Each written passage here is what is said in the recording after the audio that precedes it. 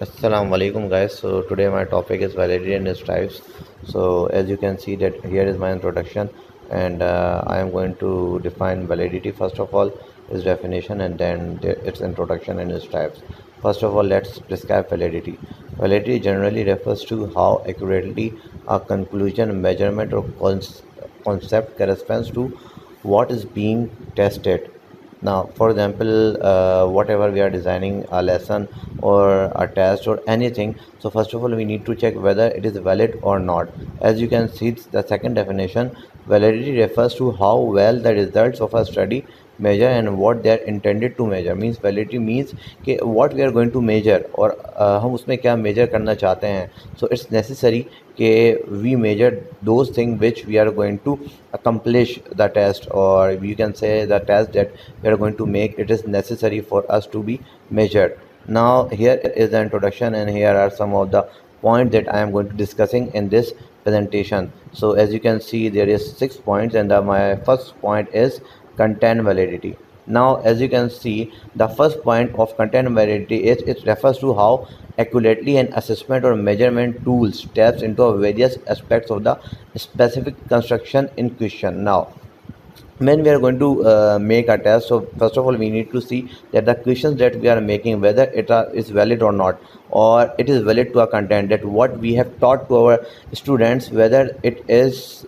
specific with it or not, whether they can give the answer or not. तो हमें चाहिए कि जो भी हम क्वेश्चंस बनाएं उस लिहाज से बनाएं कि वो आसानी से उसको आंसर कर सकें. और इन अदर वर्ड्स जो यहाँ पे लिखा है, do the questions really assess the construct in question, जो हमने असेस किया उनको इस क्वेश्चंस के अंदर, क्या हम वो चीज़ दे रहे हैं उनको और वो इसको आंसर करके वो इनके ऊपर पूरे उतरेंगे या नहीं. The second point is a test need to be related to the content of the class or the relevant content. The simple thing is that what we are doing and what we are making a test. In this test, we need to keep in mind that it should be relevant to our content. Whatever we have taught them, it is necessary. जो भी हमने उसको उनको पढ़ाया है वो content से related होना चाहिए. The first point and the third point is how to जज इट. उसके बाद हमें सोचना है कि उसको हम जज कैसे करने वाले हैं. We need a specification of the skills और structure that are test to mean to cover. हमें क्या बनाना है, एक स्ट्रक्चर बनाना है जिसके अंदर हम आराम से उन सारे पॉइंट्स को कवर कर सकें जो हम चाहते हैं कि उनसे पूछना, उनको एक्सप्लेन करना. And the last one is not all the course contents need to appear in the test. जो भी हमने पढ़ाया है ये नेसेसरी नहीं है कि हम सारा ही उनको टेस्ट के अंदर दें. हमें वो उनको मेन पॉइंट्स देने हैं जिससे हमें पता चले कि वेदर जो हमने पढ़ाया है क्या उनको वो समझ में आया या नहीं. Our next topic is the importance of content validity. So in this first point, there is language specification provide the test constructor with a basis for making a principled selection of elements to include the test. Now here what we are going to do, we are going to select those elements which are necessary for the test. For example, हम वो language specify करेंगे जो उन लोगों को समझ में आती है. टेस्ट कंस्ट्रक्ट हम उस पर करेंगे जो हम अपना मीडियम रखते हैं पढ़ाने का. For example, if we are teaching in English, if we are teaching in Urdu, so we are going to select those medium which will be necessary and which will be understood by the students easily. So we are going to select that language and we are going to select those elements which will be necessary for the test. Now the second point is a comparison between test specification and test content is the basis for judgment related to content validity. Now what we are going to make, we are going to judge it through the content validity. हम जो भी बनाने वाले हैं पहले तो हम उसमें कंपैरिजन देखेंगे टेस्ट स्पेसिफिकेशन से और टेस्ट कंटेंट में, कि भाई टेस्ट स्पेसिफिकेशन में हम क्या क्या चीज़ें देने वाले हैं और टेस्ट कंटेंट जो है हम उसमें से क्या चीज़ें उठाएंगे, और फिर हम चेक करेंगे कंटेंट की वैलिडिटी को कि कंटेंट वैलिड है या नहीं है. Then there is the greater test content validity, the more likely is to be an accurate measure of what it is supposed to measure. Now when we are going to make the test, the first and the most important thing is content validity. Why? Because it measure the what it need to measure. For example, whatever we have taught our student, और हम जो चाहते हैं उनको check करना, तो सबसे पहले हम क्या देखेंगे, कंटेंट की वैलिडिटी देखेंगे और उसके बाद हम उनको चीज़ें देंगे ताकि हम उनको जज कर सकें उसी लिहाज से, क्योंकि कंटेंट वैलिडिटी बहुत ज़रूरी है. अगर जब तक हम कंटेंट को देख के अपनी चीज़ें नहीं बनाएंगे तब तक हम इसमें कुछ नहीं कर सकते. Now our sixth slide is criterion related validity. Now what is criterion related validity? Now first of all let's go through its definition. The first point, it is the degree to which test results agree with those provided by some independent and highly dependent assessment of the candidate ability. Now what we are going to do, we are going to set a criteria of related validity. हम सबसे पहले जज करने वाले हैं candidates की ability को through how through which process, that is the process of assessment के we are going to make dependable or independable and highly dependable assessment which will be really necessary for those student. ये एक वो degree होती है कि जिसमें हम एक क्राइटेरिया सेट करते हैं. फॉर एग्जांपल अगर भाई मैट्रिक क्लास है तो हम उसका एक क्राइटेरिया सेट करेंगे. अगर फर्स्ट ईयर क्लास है then we are going to select those criteria and then we are going to make the test of according to the criteria related validity कि we are going to make what we can say जज our students through good gesture. और उसमें हम इंसाफ रखेंगे कि इंसाफ is really necessary. Then the independent assessment is the criterion measure against which is the test is validate. जो independent assessment होता है उसका क्राइटेरियन क्या होता है मेजर करने का कि हम किस टेस्ट को वैलिडेट करने वाले हैं, किस टेस्ट को अच्छे तरीके से बनाने वाले हैं. फॉर एग्जांपल जो कुछ ऐसे टेस्ट होते हैं जिसके अंदर वैलिडिटी नहीं होती, जो इसी तरीके से वैसे ही बना दिए जाते हैं, सबसे पहले हम जो इंडिपेंडेंट टेस्ट होते हैं और इंडिपेंडेंट असेसमेंट होते हैं सबसे पहले हम उनको वैलिडेट करेंगे. सबसे पहले हम देखेंगे कि क्या उसको हमने सही बनाया या नहीं बनाया. Then we are going to take the test. Now there are two types of criterion related validity. First is concurrent validity and the second is predictized validity. Now as you can see there is concurrent validity. The first point is it refers to the extent to which the results of a particular test or measurement correspond of those of a previously established measurement for the same construct. Now what we have make in the test, now we are going to see whether it is enhancing and it is providing the what we need to measure in our test. First of all we are going to measure our previous test and another one which are we are going to make the new test. हम पहले ये देखेंगे कि जो हमने पुराना test बनाया है और जो अब नया जो टेस्ट बनाया है क्या इसके अंदर कुछ फ़र्क है, क्या इसके अंदर वो चीज़ें इंक्लूड हैं जो पुराने वाले टेस्ट में इंक्लूड नहीं थी और सेकंड टेस्ट के अंदर इंक्लूड है. तो आप ये देख सकते हैं कि यहाँ पे जो लिखा हुआ है refers to the extent to which result of a particular test, ये उस एक्सटेंट तक जाएगी कि कोई पर्टिकुलर टेस्ट कितना हद तक अच्छा और वैलिड होना चाहिए. और measurement correspond of those of a previously establish measurement for the same construct, और जो हमने पुराना बनाया है जिस बेसिस पे बनाया है उसके हट के हमें कुछ एक नई तरीके से उसको डिज़ाइन करना होगा. Now the second point is it possible to test everything you need to test in a short time. क्या ये पॉसिबल है, जो ज़्यादा सवाल आता है कि क्या ये पॉसिबल है कि हमें सब कुछ मेजर करना है उस शॉर्ट टाइम के पीरियड में. तो आपको देखना है कि whatever you have taught them, whatever the necessary things are, you are going to measure those things, you are not going to measure all the things that you need to measure. Then the third point is this will always depend on how many functions are tested in the component and how representative they are among the complete set of functions including in the objective. Now ये जो पूरा है ये depend करता है कि हम उसके अंदर कौन कौन से फंक्शंस डालने वाले हैं कंपोनेंट के अंदर और कौन कौन से हम representative they are among complete sets of function including the in the objective, हम उस ऑब्जेक्टिव्स के अंदर देखने वाले हैं. Now as you can see the second जो उसकी टाइप थी it was predictive validity. Now we are going to describe predictive validity. This topic concerns the degree to which the test can predict a candidate's future performance. Now in this validity we are going to see the futures performance of a student. हम future performance देखने वाले हैं student की, हम करने वाले हैं जज कि भाई वो क्या क्या कर सकता है. जब हम उसको ये टॉपिक पढ़ा देंगे, जब हमने उसके ये टेस्ट लेंगे तो हमें प्रिडिक्ट करना होगा कि भाई ये जो टॉपिक कंसर्न करता है इसकी जो डिग्री है ये टेस्ट जो है क्या क्या प्रिडिक्ट करेगी और क्या क्या चीज़ें वो फ्यूचर में अच्छा परफॉर्मेंस वो कर सकता है.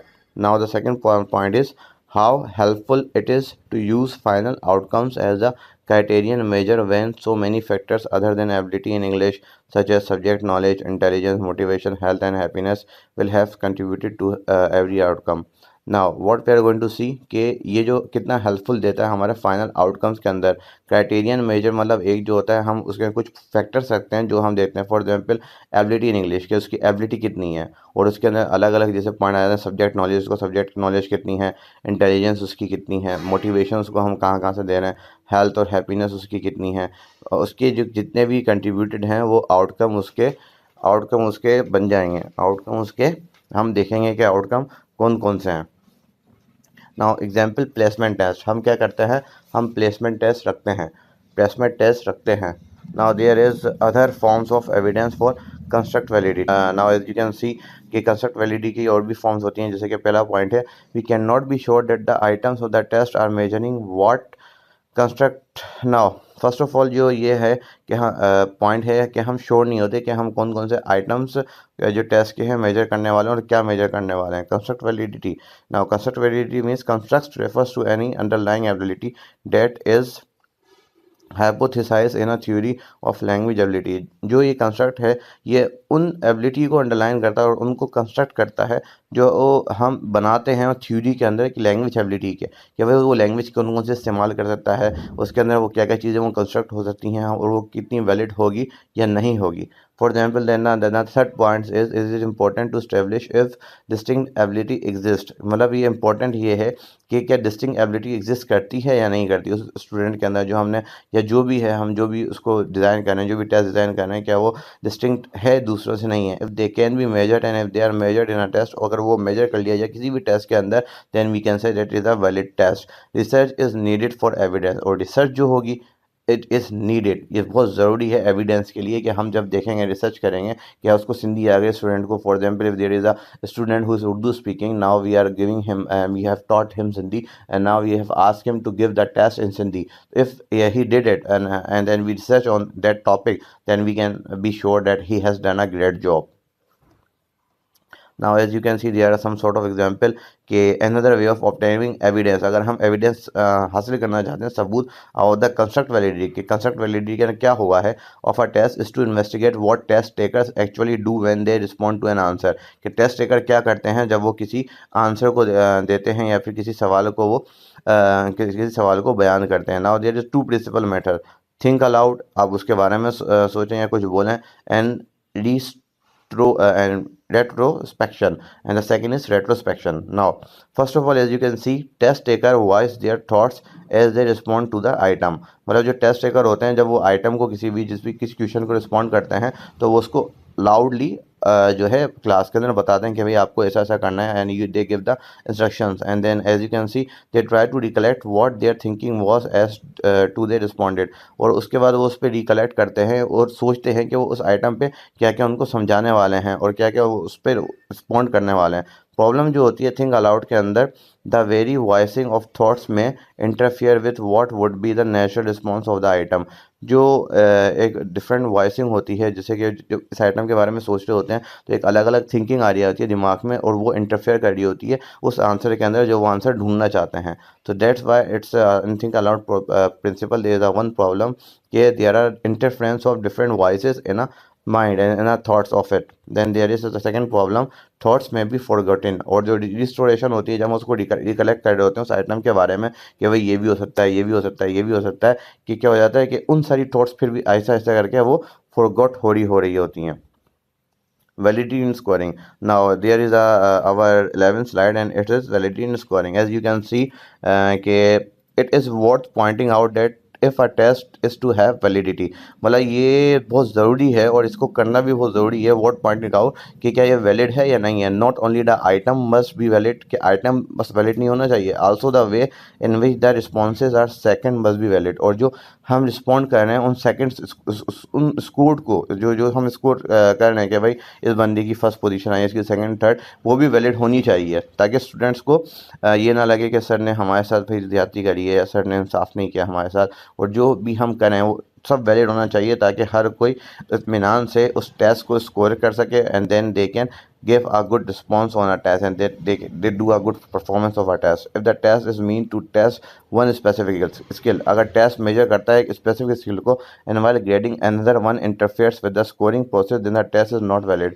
अगर जैसे कि हम किसी स्पेसिफिक स्किल को कर रहे हैं मेजर, लेकिन एकदम से क्या होता है कि कोई ग्रेडिंग सिस्टम या फिर कुछ इंटरफेयर कर देता है स्कोरिंग प्रोसेस के अंदर, तो टेस्ट वैलिड नहीं होगा, test is not valid. For example अगर आप देख सकते हैं कि आजकल के जो स्टूडेंट्स हैं वो हम उनको टेस्ट वैलिड वगैरह बना देते हैं, लेकिन इन the and of the process कुछ ऐसा होता है कि उसका क्राइटेरिया चेंज हो जाता है, इसका टेस्ट का चेंज हो जाता है। जो स्टूडेंट्स डिजर्व करते हैं, the students who deserve this, who had secured the first, second, third position, then they do not get that position, and then the test becomes not valid because of some sort of what we can say request and other things. So that's why we need to validate the test. In face validity और test is set to have face validity, और test ज़्यादातर ऐसा बोला जाता है कि उसके face validity होनी चाहिए if it looks as it measure what is suppose to measure. अगर वो ऐसा दिखता है कि जो वो मेजर करना चाहता है उसने मेजर कर लिया, then we can say that it's a face validity. Then the second point is a test which does not have face validity may not be accepted by candidates. ऐसा टेस्ट जिसका face validity से मुराद ये है कि मतलब जब वो स्टूडेंट उसको देखे टेस्ट को तो उसका वो पॉइंट्स दिखने चाहिए और वो सवाल लिखने चाहिए जो हमने उसको पढ़ाया हो, मतलब जो हमने उसको पूरे एक सेमेस्टर में या किसी भी टाइम पीरियड में पढ़ाया है, तो हम उसको वही टेस्ट देंगे जिसके अंदर वो फेस वैलिडिटी उसको दिखे कि उसके मतलब सेटिस्फाई हो जाए स्टूडेंट के सर ने भाई जो टेस्ट दिया है मुझे आता है। ऐसा ना हो कि स्टूडेंट उसको सही तरीके से मेजर नहीं कर पाए। टीचर एजुकेशन अथॉरिटीज़ और एम्प्लॉयर्स, वो किसी के लिए भी हो सकता है, टीचर के लिए भी हो सकता है, एजुकेशन अथॉरिटीज़ के लिए भी हो सकता है, एम्प्लॉयर्स के लिए भी हो सकता है। ये हर कोई दे सकते हैं। फॉर एग्जाम्पल अगर मैंने कोई एज अ टीचर मैंने कोई टेस्ट बनाया है तो उसको जो मेरे जो सीनियर टीचर्स हैं उनको चेक करेंगे, एजुकेशन अथॉरिटीज़ चेक करेगी, और एम्प्लॉयर्स जो होते हैं जहाँ पे काम करते हैं वो इसको चेक करेंगे फॉर फेस वैलिडिटी। और then last not last and but least then there is how to make test more valid, right? Explicit specification for test which take into account all that is known about the construct data to be measured. ना हमें ऐसी ऐसी specification देनी है, इस तरह की चीज़ें देनी है जो टेस्ट को के अकाउंट को, मतलब टेस्ट जो हमने बनाया है उसको आसानी से कंस्ट्रक्ट कर सके और उसको आसानी से मेजर कर सके। Make sure that you include representative sample of the content of this in the test. मतलब हम आपने जैसे कि देखा होगा when we are going to give the test of FPSC then they give the sample and they give the example about the test कि आपको इस तरीके से करना है। हमें उस तरह का सैंपल देना है ताकि स्टूडेंट को पता चल जाए कि उनको इस तरीके से करना है, कि उनको इस तरह से सर्किल करना है, इस तरह से टिक आउट करना है, उनको इस तरह से मेरी द फॉलोइंग करना है। Then there is use direct testing. हमें हमेशा डायरेक्ट टेस्टिंग को करना है। डायरेक्ट टेस्टिंग से मुराद ये है कि जब भी हम कोई टेस्ट बनाए उसके अंदर हम डायरेक्ट चीज़ें डालें ताकि स्टूडेंट उसको अच्छी तरीके से सीख सकें। Make sure that the scoring responses relates directly to what is being tested. हमें ये देखना है कि जो भी हम स्कोर उसमें बना रहे हैं और रिस्पॉन्स उसमें बना रहे हैं relates directly to what is being tested. हम उसमें क्या क्या टेस्ट करने वाले हैं। Do everything possible to make the test reliable. If the test is not reliable it can not be valid. हमें हर वो चीज़ करनी है टेस्ट को बनाने के, मतलब हर वो पॉसिबल वे जो टेस्ट रिलायबल हो जाए। If the test is not reliable, अगर टेस्ट रिलायबल नहीं होगा, मतलब reliability is also the process of validity. अगर there is no reliability then the test will not be the valid test. And in the end the last slide of my topic is conclusion. It is important to take into account the language specification.